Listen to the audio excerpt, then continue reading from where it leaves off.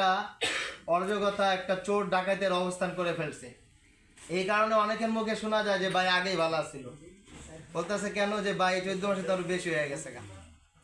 এখন আপনাদের প্রতিবাদ করার সিস্টেম কি? আগামী দিনে একটা নির্বাচন আইতেছে, আপনারা অনেকে বলে যে ভাই আমরা চোখের সামনে দেখি কিন্তু কিছু কইতে পারি না কেন? ভাই বললে তো আমার উপরে একটা আঘাত আসতে পারে, আমি একজনের কাছে শত্রুতা হব। আপনারা ইনশাল্লাহ সামনে কোয়া দরকার নাই, আগামী দিনে আপনারা এটার জবাব দিবেন ভোটের মাধ্যমে।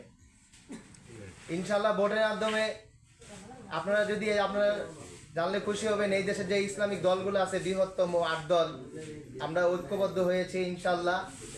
সারা বাংলাদেশেই 300 আসনেই ঐক্যবদ্ধভাবে এই 8 দলে যে কোনো একটা করে প্রার্থী আমরা রাখবো।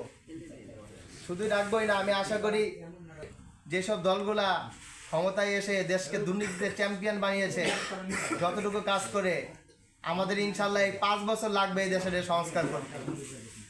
আর যারা পারে একবার পারে, তাদের 3 বার প্রয়োজন হয় না। তারা এখন আশ্বাস দিতেছে আমরা এই কার্ড দিব, সেই কার্ড দিব, ফ্যামিলি কার্ড দিব, অমুক ভাতা দিব, তমুক ভাতা দিব। এটা হচ্ছে চুরির আরেকটা ধান্দা, প্রথম থেকে শুরু। চুরি সিস্টেমটা হেরা প্রথম থেকে শুরু করতেছে। এখন সামনে শুধু এটা দিয়ে করণের চিন্তা ভাবনা আর কি।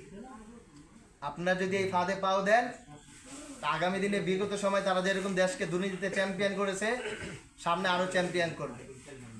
এখন আপনাদের ইচ্ছা যে আগামী দিনে কাদেরকে আপনারা ভোট দিয়ে সংসদে নেবেন। আপনারা বলবেন যে ভাই, অনেকে বলে যে চেয়ারটাই খারাপ, যে বয় হ্যাঁ এরকম হয়ে যায়। অনেকে কিন্তু এটা বলে যে হুজুর বলে সেও এটা করবে। ভাই, একজনের বিষয়ে আপনি আন্তাজে কিন্তু কিছু কথা বলতে পারেন না।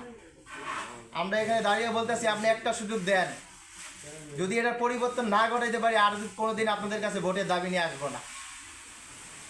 যারা, আমি তো বলছি, আগেই বলছি, যারা পারে একবারই পারে। ইনশাল্লাহ আমাদেরকে একটা সুযোগ দিবেন।